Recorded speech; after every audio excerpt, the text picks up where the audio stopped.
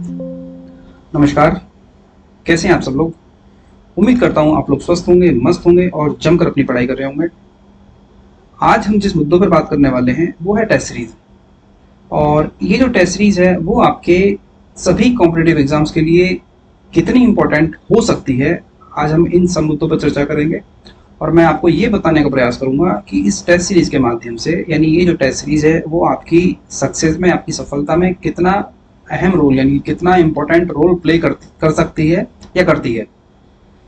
आप चाहे UP PCS का आरओ का एग्जाम दें, आप चाहे यूपीएससी का प्री या मेंस दें, आप यूपी पीसीएस का एग्जाम दें प्रीलिम्स या मेंस, आप चाहे तो बीपीएससी दें, या इसके अलावा जो भी अदर स्टेट एग्जाम है, राजस्थान हो गया, बिहार हो गया, है ना, जो भी अदर स्टेट एग्जाम्स हैं, यानी सिविल सर्विसेज से रिलेटेड जो भी एग्जाम है, या और भी कोई कॉम्पिटिटिव एग्जाम्स है, तो उन सब के लिए ये जो टेस्ट सीरीज है एक रामबाण साबित होती है। और इससे संबंधित कुछ क्वेरीज बच्चों की हैं, और वो जो क्वेरीज हैं बहुत कॉमन है। और जनरली इसमें वैसे बच्चे हैं जिन्होंने नई नई तैयारी शुरू की है, या कुछ टाइम हुआ है, या एक दो अटेम्प्ट किसी एग्जाम के दे चुके हैं और उतना अच्छा परफॉर्मेंस नहीं है। तो इन सब मुद्दों पर चर्चा करेंगे, है ना। तो जैसे हम जानते हैं यहाँ पर किस तरह के क्वेश्चन आते हैं, तो देखिए सबसे पहला जो क्वेश्चन आता है वो ये आता है कि जब हम तैयारी शुरू करते हैं या किसी भी एग्जाम को टारगेट करके हम अपनी पढ़ाई शुरू करते हैं, तो जो हम ये टेस्ट सीरीज है वो कब से शुरू करें। यानी सबसे पहला सवाल होता है कि कब से हमें टेस्ट सीरीज लगानी चाहिए या ज्वाइन करनी चाहिए, है ना। और दूसरा सवाल जो आता है यहाँ पर वो ये आता है कि जो टेस्ट सीरीज है वो हमें कहाँ से करनी चाहिए, यानी किस संस्थान से, यहाँ कहाँ से का संबंध है संस्थान से, किस कोचिंग से हम वो टेस्ट सीरीज करें। और तीसरा जो सवाल है आज के टाइम पे, यानी कोविड के बाद का जो ये सिनेरियो चेंज हुआ है एजुकेशन को लेकर, तो यहाँ पर आपके पास अपॉर्चुनिटी भी है, ऑप्शन भी बहुत है। तो यहाँ पर जो तीसरा सवाल आता है वो आता है कि हम टेस्ट सीरीज ऑनलाइन करें या ऑफलाइन करें, है ना, तो किस में बेनिफिट है। तो ये तीन सवाल हैं जिन सवालों को लेकर हम चर्चा करेंगे, ठीक है। तो सबसे पहले बात करते हैं कि जो टेस्ट सीरीज है वो हमें कब से शुरू करनी चाहिए। जो हमारा पहला सवाल है वो है कि हमें टेस्ट सीरीज कब से शुरू करनी चाहिए। अब देखिए इस प्रश्न को लेकर दो मत हैं। दो मत कौन से हैं? एक तो सबसे पहला है कि जब आप अपने सिलेबस का कोई भी सब्जेक्ट, यानी आपने कोई सब्जेक्ट शुरू किया, है ना, और उस सब्जेक्ट का जितना भी आपका सिलेबस है या जो भी वो कंप्लीट सिलेबस है उस सब्जेक्ट का, चाहे वो हिस्ट्री हो, चाहे ज्योग्राफी हो, चाहे पॉलिटी हो, चाहे इकोनॉमी है, कोई भी सब्जेक्ट जो भी आपने लिया है, तो पहला जो इसमें मत है वो ये है, जो विचार आता है कि हम अपना सब्जेक्ट क्या करें, पहले कंप्लीट कर लें, उसके बाद हम क्या करें, टेस्ट सीरीज शुरू करें, ठीक है। तो इसमें क्या होता है कि जब आप इसको फॉलो करते हैं तो इसमें क्या होगा कि आपने सपोज करो ज्योग्राफी लिया, और ज्योग्राफी कंप्लीट करने में आपको लगभग लग गया 20 से 25 दिन। आपने 20 to 25 डेज या मान लीजिए 30 डेज, वो डिपेंड करता है आपकी इफिशियंसी पे, है ना। 30 डेज में आपने ज्योग्राफी कंप्लीट किया, और इन 30 डेज के बाद आप क्या करोगे, टेस्ट, इससे रिलेटेड टेस्ट आप लगाना शुरू करोगे।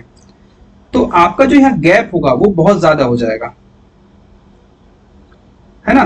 तो इस गैप के चलते क्या होगा कि सपोज करो आपके पास टारगेट है 5 मंथ का, है ना, और आप सब्जेक्ट के हिसाब से वो टेस्ट ये सोच के चलते हो कि मैं पहले एक बार पढ़ लूँ कंप्लीट, मैं अपने सिलेबस को एक बार सिलेबस से गो थ्रू हो जाऊं, या जो भी है मैं एक रीडिंग लगा लूँ अपने सब्जेक्ट की या उस स्टडी मटेरियल की, उसके बाद मैं अपने आप को जज करूंगा या अपना एवेल्युएशन करूंगा टेस्ट सीरीज के माध्यम से। तो यहाँ पर क्या होगा, आपका गैप ज्यादा हो जाएगा। और जब आप किसी सब्जेक्ट को एक बार कंप्लीट करते हैं, यानी आपने जो 30 डेज उसको दिया है अपना, और इन 30 डेज के बाद अगर आपने अपना एवेल्युएशन शुरू किया है, तो इस एवेल्युएशन का रिजल्ट ये होगा कि अगर आप किसी टॉपिक में कंफ्यूज हैं, सपोज करो आप टॉपिक 1 में या टॉपिक 5 में कोई भी आपको कॉन्सेप्चुअल रिलेटेड या कोई भी फैक्ट रिलेटेड इशू है, या आपको याद नहीं हुआ है, या कुछ चीजें आप भूल गए हैं, तो इन 30 डेज कंप्लीट होने के बाद अगर आपने टेस्ट लगाया है, तो ये जो 30 डेज का गैप है, और उस सब्जेक्ट को आपको दोबारा अगर देखना होगा तो आपको फिर एक लंबा समय चाहिए रिवीजन के लिए। तो एक तो ये मत है कि आपने सोचा है कि मैं एक बार सिलेबस से गो थ्रू हो जाऊं, सब्जेक्ट कंप्लीट कर लूं, उसके बाद मैं टेस्ट सीरीज शुरू करूंगा, है ना। और दूसरा जो विचार आता है वो आता है कि सपोज करो आपने ज्योग्राफी शुरू किया, और ज्योग्राफी शुरू करके आपने टॉपिक फर्स्ट कंप्लीट किया, और इस टॉपिक को कंप्लीट करने के बाद आपने क्या किया, आपने टेस्ट लिया और टेस्ट को सॉल्व किया। ये टॉपिक हो सकता है कि आपने एक दिन में, 2 दिन में या 3 दिन में, डिपेंड करता है वो आपकी एफिशिएंसी पे, आपकी स्पीड पे, है ना। तो आपने ये 3 दिन में जो टेस्ट लगाया अपना टॉपिक कंप्लीट करने के बाद, तो यहाँ पर क्या होगा कि अगर टॉपिक से रिलेटेड इश्यूज कोई अगर आपको होते हैं या कोई क्वेश्चन आप नहीं कर पा रहे हैं, तो आपके लिए जो रिवीजन का जो मॉडल है यहाँ पर वो बहुत इजी हो जाएगा। आप अपने उस टॉपिक को रिवीजन कर सकते हैं 1 to 2 आवर में ओनली। और जब आपने उस टॉपिक से रिलेटेड 20, 25, 30, 40, 50, 60 जो भी क्वेश्चन आपको मिले हैं, वो क्वेश्चन आपने अगर सॉल्व किए हैं, तो वो नंबर ऑफ क्वेश्चंस आपको ये बता देंगे कि कितने नंबर ऑफ क्वेश्चंस आपके राइट हैं, कितने रॉन्ग हैं, आपकी उस टॉपिक पर पकड़ कैसी बनी है। तो मेरे हिसाब से जो सही स्ट्रेटेजी होती है टेस्ट सीरीज की, वो ये सेकंड वाली होती है कि आप अपने टॉपिक के साथ साथ उससे रिलेटेड एमसीक्यूज या जो भी टेस्ट सीरीज आपने ज्वाइन की है, आप उसमें जो भी सब्जेक्ट वाइज टेस्ट हैं उसके साथ वो लेके चलते रहें, साथ के साथ टेस्ट सीरीज लगाते रहें। इससे क्या है कि इससे आप, जो मैंने आपसे पहले भी बात की, कि इससे आपकी जो प्रैक्टिस है वो लगातार हो रही है। और जब आपकी टॉपिक की प्रैक्टिस, उसी टॉपिक की प्रैक्टिस भी हो गई है, आपने उसको पढ़ भी लिया है, उसका आपने रिवीजन भी कर लिया है, अगर कोई कंफ्यूजन है तो आपने तुरंत जाके उसका फिर से रिवीजन कर लिया है, तो ये आपकी तैयारी का सबसे बेहतर माध्यम होता है, सबसे बेहतर स्ट्रैटेजी आपकी होती है। इस चीज को फॉलो करो टेस्ट सीरीज के लिए, है ना। और शुरुआत, जैसे मैंने बताया कि शुरू कब से करना है, तो यहां पर एक चीज और आती है कि जैसे आपने ज्योग्राफी शुरू किया या कोई और भी सब्जेक्ट आपने लेके शुरू किया है ना, तो पहला टॉपिक आपने कंप्लीट किया है, तो मान लीजिए 2, 3, 4, 5 जो भी आपको डेज लगते हैं, आप जब अपनी पढ़ाई शुरू करते हैं, जब अपने टारगेट पर फोकस करते हैं, जब जो भी आपने टारगेट डिसाइड किया है, यानी आपके पास टारगेट सपोज करिए आरओ के लिए 5 महीने का टारगेट है, इस 5 महीने का टारगेट आज आपने डिसाइड किया है, यानी आपने 7 जुलाई को ये टारगेट सेट किया है, तो 7 जुलाई से जो भी आप टॉपिक शुरू करेंगे, उस टॉपिक को पढ़ने में, उस सब्जेक्ट के उस टॉपिक को पढ़ने में 1 दिन लगे, 2 दिन लगे, जैसे ही वो टॉपिक कंप्लीट हो, आप तुरंत टेस्ट सीरीज वहां से लगाना शुरू कर सकते हैं। इसके लिए और कोई आइडियल पोजीशन, कोई आइडियल टाइम नहीं होता है, इससे बेटर ऑप्शन आपके पास नहीं है। इसके जो बेनिफिट्स हैं वो मैं बता चुका हूं कि आपकी कंटिन्यू प्रैक्टिस रहेगी टॉपिक से, आपकी जो समझ है वो और अच्छी होगी, टॉपिक पे पकड़ आपकी अच्छी होगी, सब्जेक्ट पे पकड़ आपकी अच्छी होगी, और संभावित जो प्रश्न हो सकते हैं या पढ़ते समय आपको जो चीज लग रही थी कि ये इंपॉर्टेंट है, अगर इस तरह से क्वेश्चन पूछे जाते हैं और वो उस टेस्ट सीरीज में शामिल है, इंक्लूड है, तो वो आपको सॉल्व करने में बहुत इजी रहेंगे, और वो परीक्षा में आप उस टॉपिक से या अपने कंप्लीट सिलेबस से गो थ्रू हो चुके होंगे, और एग्जाम में उस चीज का आपको बहुत बेनिफिट मिलेगा, है ना। टॉपिक के साथ करने से आप में जो कमियां हैं, जो भी आपको उस सब्जेक्ट में, उस टॉपिक में कमियां नजर आती हैं, वो कमियां आप साथ के साथ क्या करते चलेंगे, दूर करते चलेंगे। आपकी वो जो वीकनेस है, वो वीकनेस, ये टॉपिक, वो सब्जेक्ट कभी नहीं बन पाएगा। और जहां आपको समस्या लगती है, किसी भी टॉपिक में कोई भी इशू आता है, कोई भी समस्या आपको लगती है कि ये चीजें मुझे याद नहीं हो रही है, या मैं एग्जाम से पहले चाहता हूं कि इसका मैं रिवीजन करूं, इस टाइप के क्वेश्चन मुझे बार बार रिवाइज करने के बाद भी कोई दिक्कत हो रही है, तो आप उसको कैटेगराइज करके क्या करना है, आप उससे रिलेटेड अपने नोट्स बनाने शुरू कर सकते हैं। और वो नोट्स इतने कंसाइज होने चाहिए कि आप एग्जाम के 1 दिन 2 दिन पहले भी उनको बहुत आराम से, मतलब एक मिनिमम टाइम में आप उनका रिवीजन कर सकें, है ना। तो यहाँ पर मेरी सलाह आपको ये है कि जब भी आप अपना टारगेट सेट करें, अपनी पढ़ाई शुरू करें, और पढ़ाई शुरू करते ही जिस किसी सब्जेक्ट को आपने लेके तैयारी शुरू कर दी है, पढ़ना शुरू कर दिया है किसी भी सब्जेक्ट को, उसका जब पहला टॉपिक कंप्लीट हो जाए, एक बार रिवीजन हो जाए, देन आप टेस्ट सीरीज शुरू कर सकते हैं। उससे बेस्ट आइडियल पोजीशन कोई हो ही नहीं सकती, है ना। और मैं बार बार जो जोर देता हूं प्रैक्टिस पे, देखिए बिना प्रैक्टिस के कोई भी एग्जाम या कोई भी, केवल एग्जाम की बात नहीं है, आपको हर फील्ड में प्रैक्टिस की जरूरत पड़ती है। अब जैसे हम करंट अफेयर्स पढ़ते हैं, जैसे आपने पढ़ा सेनाएं क्या करती हैं। सेनाएं रोज तो युद्ध होते नहीं है, ऐसा नहीं है कि हमेशा युद्ध किसी के साथ होते रहते हैं तो सेनाएं एनर्जेटिक रहें। लंबे लंबे समय तक युद्ध नहीं होते, तो क्या करती है सेनाएं, युद्ध अभ्यास करती रहती हैं। तो ये युद्ध अभ्यास का जो मोटिव होता है ना, वो अपने आप को एनर्जेटिक रखना है, और नए नए, जैसे किसी कंट्री के साथ जब भी जो भी सैन्य अभ्यास किया जाता है, तो उसका एक इंटेंशन होता है कि जो स्ट्रैटेजी वो फॉलो करते हैं, या क्या स्ट्रैटेजी और बेहतर हो सकती है, या क्या हम जानते हैं जो हम उन्हें डिलीवर कर सकते हैं। तो एक संयुक्त युद्ध अभ्यास किया जाता है ना। तो उस युद्ध अभ्यास के माध्यम से क्या है कि सेनाएं प्रैक्टिस में रहती हैं। आप हिस्ट्री पढ़ेंगे तो अकबर के टाइम पे भी यही था कि अकबर का मानना भी ये था कि सेनाएं, अगर बिना युद्ध के सेनाएं हैं, आपकी सेना खाली बैठी है, तो वो आलसी हो जाएगी, उनको व्यस्त रखिए।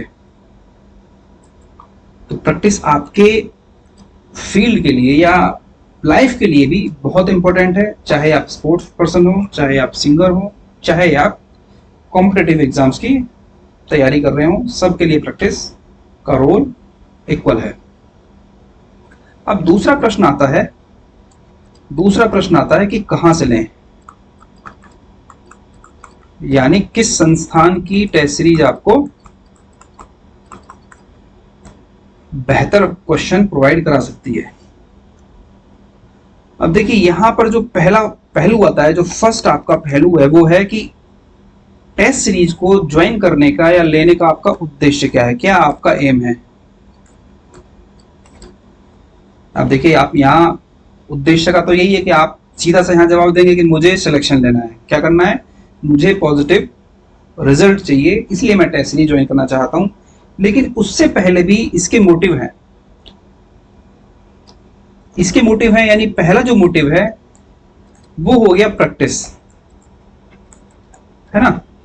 और दूसरा मोटिव हो गया कि कई बार क्या होता है कि कुछ कोचिंग संस्थान या कोई भी, वो ये दावा करते हैं कि आपका जो एग्जाम है, जो आपकी परीक्षा है, उसमें आने वाले प्रश्न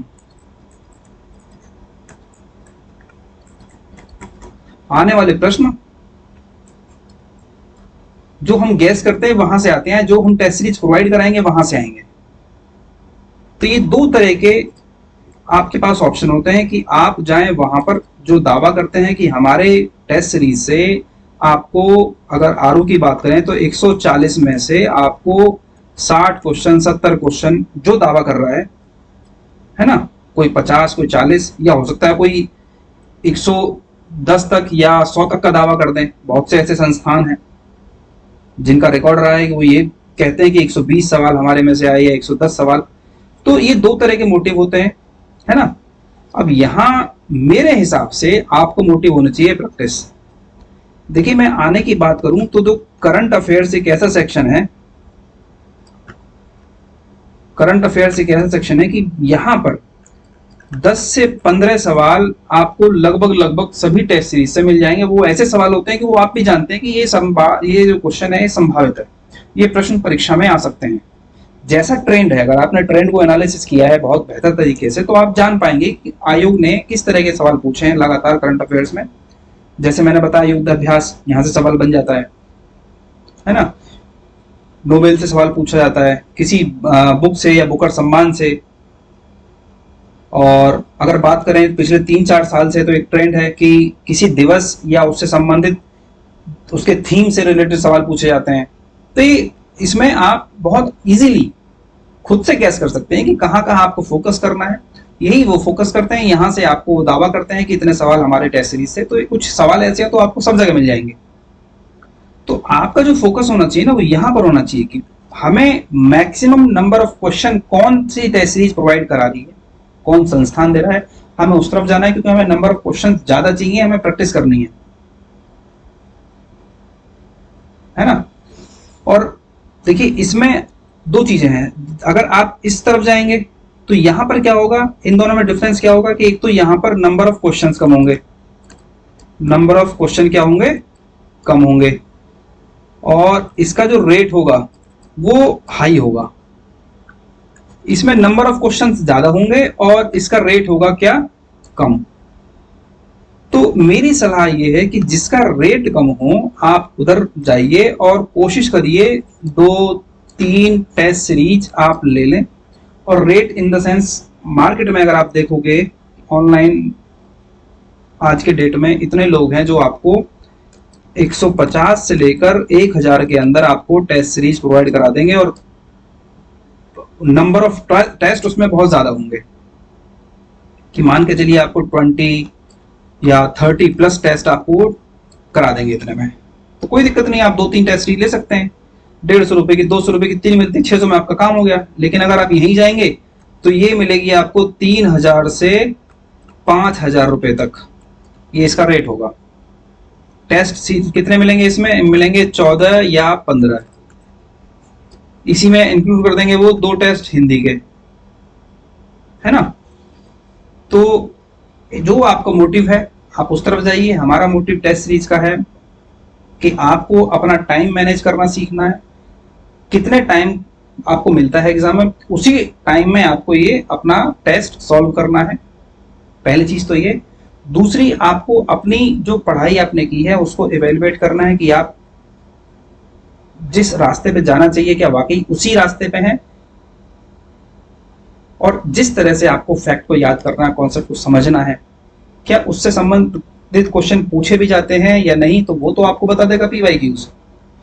जैसे मैंने हिस्ट्री डिस्कस किया था, आपसे बताया था कि हिस्ट्री में किस तरह क्वेश्चन पूछे जाते हैं। मैं आने वाले टाइम में बताऊंगा आपको कंप्लीट, यानी एंशिएंट को एक सेक्शन बताऊंगा कि एंशिएंट हिस्ट्री से अगर मैं बताऊं कि आपको 15 दिन में एंशिएंट पढ़ना है या 10 दिन में एंशिएंट पढ़ना, मतलब ऐसा नहीं कि सिर्फ पढ़ लेना है, पढ़ के याद करना है, उसी से नोट्स भी बना लेने हैं और वहां से क्वेश्चन भी पूछे जाते हैं। देखिए, स्मार्ट स्ट्रेटेजी फॉलो करोगे तो सिलेक्शन पक्का होगा। लेकिन अब ये सोचो कि मेरे पास किताब है, मैं पेज नंबर 1 से लेकर 300 तक पढ़ूंगा पहले, उसमें अंडरलाइन जब तक नहीं होगी तब तक मुझे संतुष्टि नहीं मिलेगी। तो देखिए, ये तरीका गलत है। अगर ये करते रहेंगे तो सिलेक्शन कभी नहीं होगा। स्मार्ट स्ट्रेटेजी फॉलो करो और इसके लिए सबसे अच्छा बेस होता है आपका पीवाईक्यूज। मैं हमेशा, मेरा फोकस रहता है पीवाईक्यूज पे, क्योंकि एकमात्र वो माध्यम है, एकमात्र आपके पास गाइड है आपका वो, जो आपको ये बता रहा है कि आपने टॉपिक पढ़ तो लिया है, सिंधु घाटी सभ्यता, अब जरा मुझे देख के ये पता कर लो कि यहाँ से क्वेश्चन पूछे कैसे हैं, फिर मत कहना कि बताया नहीं था। इससे अच्छा गाइड कोई नहीं हो सकता है। ठीक है। अब तीसरा प्रश्न आता है कि आपको टेस्ट सीरीज ऑनलाइन करनी चाहिए या ऑफलाइन। थर्ड आता है आपका कि ऑनलाइन करें या ऑफलाइन। देखिए, मेरे हिसाब से इन दोनों में कोई डिफरेंस नहीं है, कोई भी अंतर इनमें नहीं है। क्यों नहीं है और क्या अंतर है? देखिए, सबसे पहला अंतर बताता हूं कि जो ऑनलाइन होगी वो मिलेगी आपको पीडीएफ,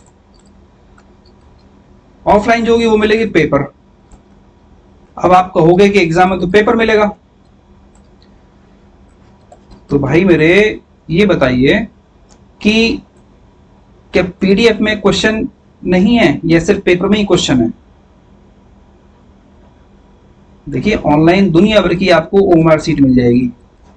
आप जो भी पीडीएफ आपको मिलती है टेस्ट सीरीज, कहीं से भी ऑनलाइन ज्वाइन करो, अपने फोन में, लैपटॉप में, जो भी आपके पास गैजेट्स है वो यूज करो, वो सामने खोलो, ओएमआर सीट का प्रिंट आउट ले लो, एक साथ 50 ओएमआर सीट का प्रिंट आउट अपने पास रखो और जब भी टेस्ट सॉल्व करो तो ओएमआर सीट को फिल करो। तो यहां पर कोई अंतर नहीं है ऑनलाइन ऑफलाइन टेस्ट सीरीज का। आपने क्या किया है, ऑफलाइन में ही, जैसे पेपर ऑफलाइन ही होना है तो ऑफलाइन के हिसाब से क्या किया आपने, ओएमआर को फिल कर दिया है। अंतर बस इतना है कि जो पेपर था आप उसको फिजिकली टच नहीं कर पा रहे हैं, इतना ही अंतर है ना। आपके गैजेट्स में है, वो पीडीएफ है। एक तो ये अंतर है ना। और दूसरा, ऑफलाइन में आप जाएंगे अपने रूम से निकल के, और रूम से निकल के जाके वो संस्थान में वो 2 घंटे का टाइम वहाँ एक्सपेंड करेंगे, वो एक्सपीरियंस करेंगे, तो वो टाइम मैनेज आप अपने घर पे भी कर सकते हैं। ऑनलाइन जो टेस्ट सीरीज है, देखिए इसमें जो बेसिक डिफरेंस है ना, वो सिचुएशन का है यहाँ पर। जैसे यहाँ पर 3 सिचुएशन है। पहली सिचुएशन है कि आप अपने घर से बाहर, यानी किसी महानगर, है ना, या अपने राज्य की राजधानी, अपने घर से बाहर जाकर तैयारी करने निकल गए हैं, तो यहाँ पर क्या है कि आपकी पहुंच है कि आप ऑफलाइन टेस्ट सीरीज यहाँ आपसे आप ज्वाइन कर सको। दूसरी सिचुएशन क्या है कि आप घर में हैं, अपने गांव में हैं, है ना। अब गांव में है, वहां ऐसा भी नहीं है कि आप रोज रोज शहर जाकर टेस्ट सीरीज देने जाओ, आपका टाइम लॉस होगा। घर से जा नहीं सकते हैं वो पढ़ने के लिए कि आप गांव में, आपको मजबूरी है, आपको गांव में अपने घर में अपने छोटे शहर में रह के पढ़ना है ना। तो आपके पास एक ही ऑप्शन बचता है, ऑनलाइन। या तो आप ये काम करो कि आप जाइए एक साथ अपने जिस भी राज्य में आप रहते हैं या जिस भी शहर में रहते हैं, राजधानी जाइए, दिल्ली जाइए, जाके टेस्ट सीरीज का प्रिंट आउट निकालिए, परचेज कीजिए, एक साथ लेके आइए, जो कि एक साथ कहीं से टेस्ट सीरीज मिलती नहीं है और लेनी भी नहीं चाहिए, है ना। तो एक तो ये फाउंडेशन होगी। तीसरा हो गया कि आप जॉब में हैं, तो आपके पास वैसी टाइम लिमिटेड है, आपको 8 साढ़े 8 घंटे की जॉब भी करनी है, और दिन का टाइम तो आपको जॉब कराएगा, या तो आपके पास सुबह का टाइम है या शाम का टाइम है, और जॉब भी आपकी ऐसी जगह पर जहां पर वो ये फैसिलिटीज नहीं है। तो आप क्या करेंगे, ऑनलाइन लेंगे। तो डिफरेंस कुछ नहीं है, वही क्वेश्चन मिलेंगे, वही क्वालिटी मिलेगी, सब चीजें वही मिलेंगी। ओएमआर शीट का प्रिंट आउट लें, 50-100 निकाल के रख लें, जब भी क्वेश्चन सॉल्व करें ओएमआर फिल करें। प्रैक्टिस उसकी भी जरूरी है, क्योंकि वहां आपको फिल करनी है ओएमआर शीट, पेपर में टिक नहीं करना है।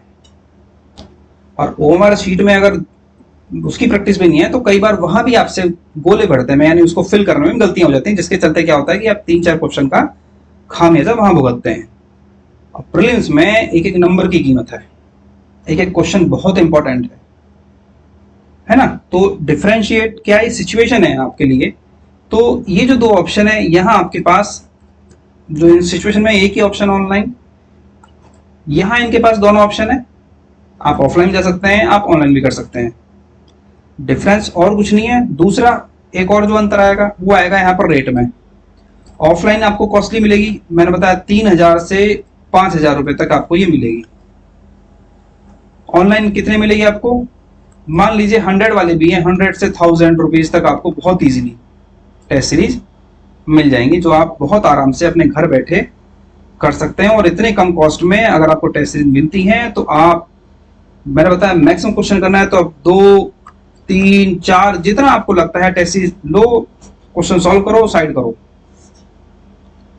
तो सबसे पहला टारगेट यहां पर ये रखना है कोई भी टेस्ट सीरीज देखने से पहले, लेने से पहले, कि उसमें जो सब्जेक्ट वाइज जो टेस्ट हैं वो कितने हैं, है ना। जैसे आपके ज्योग्राफी हो गया, हिस्ट्री हो गया, क्या हिस्ट्री के एक ही टेस्ट है या 3 सेक्शन है, हिस्ट्री के तो तीनों सेक्शन के अलग अलग हैं, ज्योग्राफी के 2 सेक्शन है, क्या उन दोनों के अलग अलग हैं या एक में ही है ना। तो सब्जेक्ट वाइज भी टेस्ट वहां ठीक ठाक होने चाहिए, फुल लेंथ टेस्ट भी ठीक होने चाहिए। तो आपका लास्ट का टारगेट होता है फुल लेंथ टेस्ट का। यहां पर आपको क्या करना है, टाइम को मैनेज करना है टाइम के हिसाब से, और आपको ओएमआर शीट फिल करनी है। स्टॉप वॉच के साथ आपको ये काम करना है। प्रैक्टिस हमें उस दिन की करनी है, तैयारी हमारी उस दिन की होती है जब वो एग्जाम होता है। हमारा दिमाग, हमारा फिजिक्स, हमारा कंप्लीटली फोकस किस पर होना चाहिए, उन 2 घंटे पे हमारी परफॉर्मेंस पे होना चाहिए। हमें तैयारी उस 2 घंटे करनी है कि हमें उस 2 घंटे में हमारे दिमाग को कैसे संतुलित रखते हुए सब चीज को मेमोराइज करना है, किस तरह से हमें रिवीजन करना चाहिए, चीजों को याद रखना चाहिए ताकि एग्जाम में क्वेश्चन देख के वो तुरंत याद आ जाए, है ना। तो जो तैयारी होती है हमारी वो उन 2 घंटों की होती है जो हमें एग्जामिनेशन डे में, यानी जो एग्जाम देने जाएंगे वो 2 घंटे का जो हमारा टाइम है, वो परफॉर्मेंस है, हमें तैयारी उस 2 घंटे की करनी होती है। तो जब फुल लेंथ टेस्ट आप लगाएंगे तो वो टाइम के साथ लगाएंगे, स्टॉप वॉच लगा के। तो उसमें आपको टाइम भी देखना है, वो मैनेज करना है, ओएमआर शीट भी फुलफिल करनी है कंप्लीटली, है ना। तो ये सारे काम करने हैं। और प्रैक्टिस के लिए जो भी क्वेश्चन आपको मिलते हैं, जहां से मिलते हैं, आप वो सॉल्व कीजिए। लूसेंट के भी सामान्य ज्ञान के क्वेश्चन आते हैं, आप वो भी लगा लीजिए, क्योंकि ये जो एग्जाम है यूपीपीसीएस के या आरओ के, यहाँ लूसेंट से भी कुछ आपको क्वेश्चन मिल जाते हैं, यानी वो आपके लिए इंपॉर्टेंट एक रोल प्ले करती है। बेसिक बुक है, उसको आपको रीडिंग उसकी करनी चाहिए, यानी जैसे जैसे आप सब्जेक्ट पढ़ते जा रहे हैं एक रीडिंग आप उसकी भी लगाते चलें, लूसेंट की भी। या उससे जो क्वेश्चन वाली उसकी प्रैक्टिस वर्क बुक आती है वो भी लेकर सॉल्व कर सकते हैं। जैसे आपने ज्योग्राफी कंप्लीट किया या हिस्ट्री कंप्लीट किया तो आपने लूसेंट के वो क्वेश्चन देख लिए ज्योग्राफी के, उठा के वो सॉल्व कर लिए, है ना। तो ये सारे काम है, मैक्सिमम क्वेश्चन की आपको प्रैक्टिस करनी है। मैंने पहले बताया है कि 20,000 प्लस क्वेश्चन का आपको टारगेट लेके चलना है। टाइम आपके पास पर्याप्त है, 4 से 5 महीने है। और एक चीज और ध्यान रखनी है कि यूट्यूब पे जो डेली का जो डिस्कशन हो रहा है ना बिना वजह के, नोटिफिकेशन कब आ रहा है, देखिए नोटिफिकेशन कभी भी आए, कल आए, परसों आए, 1 महीने बाद आए, 2 महीने बाद आए, जब भी आएगा तो आपको वो पढ़ने के लिए टाइम नहीं देगा कि बेटा अब नोटिफिकेशन आ गया, मैं आपको 6 महीने दे रहा हूँ, तसल्ली से बैठ के पढ़ लो। वो 3 महीने का टाइम मैक्स टू मैक्स देगा आपको। 3 महीने के टाइम में आपको पढ़ना भी है, अपना रिवीजन भी करना है, अपने टेस्ट सीरीज भी लगानी है। अगर जिन बच्चों की तैयारी अब जिन्होंने शुरू की है, जिनकी तैयारी नहीं है, वो शुक्र मनाइए कि नोटिफिकेशन अभी ना आए 2 महीने, क्योंकि आपके पास टाइम नहीं है। मेरे हिसाब से आपका एग्जाम दिसंबर में होना चाहिए। मैं उसके अकॉर्डिंग लेके चल रहा हूं कि आपके पास अभी टाइम है, आप अपना सिलेबस सारी चीजों को बहुत अच्छे से कवर कर सकते हो। मैक्सिमम नंबर ऑफ क्वेश्चन की आप प्रैक्टिस भी कर सकते हो। ठीक है, इसमें कोई भी किसी तरह का डाउट हो आप कमेंट कीजिए। और 1-2 क्वेरीज हैं तो उन सब पे मैं वीडियो बनाऊंगा। जैसे कुछ बच्चों की डिमांड है कि आंसर राइटिंग में जो फॉर्मेटिंग होती है, वो फॉर्मेटिंग हमें कैसे करनी चाहिए और किन किन चीज़ों का ध्यान रखना चाहिए। क्या फॉर्मेटिंग वाकई ज़रूरी है या हम क्वेश्चन देख के सीधा आंसर लिखना शुरू कर दें? क्या फॉर्मेटिंग का जो बेनिफिट है वो मेंस के आंसर राइटिंग में ही आएगा या इसके अलावा भी हमें कहीं उसका बेनिफिट मिल सकता है? तो उन सब मुद्दों पर भी चर्चा करूंगा मैं, है ना। उसके अलावा कुछ बच्चों की क्वेरीज है हिंदी को लेकर, तो विशेषण मैंने बताया कि सबसे इजी सेक्शन है और सबसे अच्छा सेक्शन है कि 10 के 10, यानी वो एक ऐसा टॉपिक है कि आपको 10 में से 10 नंबर देके जाता है अगर आपने उसको बेहतर तरीके से समझ लिया है। एक क्लास का टॉपिक है, मैं उसको भी आपसे डिस्कस करूंगा, है ना। तो बस पढ़ते रहिए। और टेस्ट सीरीज अगर आपने पढ़ाई शुरू कर दी है तो आप जहां भी आपको मिल रही है टेस्ट सीरीज लीजिए और सॉल्व करना शुरू कीजिए। बस ध्यान रखिए कि नंबर ऑफ क्वेश्चन ज्यादा होने चाहिए उसमें और सस्ती मिले। सस्ती मतलब इतनी सस्ती भी नहीं कि वो क्वालिटी ना मिले, है ना। ऑनलाइन में चीजें सस्ती हैं। आप ऑनलाइन में बहुत लोग हैं जो टेस्ट सीरीज कंडक्ट करा रहे हैं और सब कुछ ठीक रहा तो हो सकता है कि कुछ दिनों में मैं भी आपके लिए वो चीजें दे दूं। जितना मिनिमम रेट पे हो सकता है मैं आपको प्रोवाइड कराऊंगा, क्योंकि मेरी टीम ने अभी यूपी पीसीएस की टेस्ट सीरीज कराई थी और हमने यहाँ हमारे दिल्ली मुखर्जी नगर सेंटर से कराई थी वो ऑफलाइन। और आप यकीन नहीं करेंगे, ऑफलाइन टेस्ट सीरीज का जो हमारा रेट था, इसमें 15 टेस्ट थे, प्लस इसमें 2 यूपी स्पेशल के टेस्ट थे और 2 इसमें करंट के टेस्ट थे। ये आपके 19 टेस्ट थे और 19 टेस्ट ऑफलाइन मोड में पेपर प्रिंट होके सब हुए थे। इसका जो रेट था वो 250 रुपीज था ओनली। ये 19 टेस्ट की टेस्ट सीरीज हमने 250 रुपीज में कंडक्ट कराई थी, है ना। और जैसे भी हमारी टीम प्रिपेयर हो जाती है, टेस्ट वगैरह कंप्लीट हो जाते हैं, तो मैं बहुत जल्द अनाउंस करूंगा आपके लिए कि आरओ के लिए भी एक टेस्ट सीरीज और एक बीपीएससी के लिए एक टेस्ट सीरीज बहुत मिनिमम रेट में मैं आपके लिए लाऊं। तब तक जम के पढ़ते रहिए और मस्त रहिए। धन्यवाद।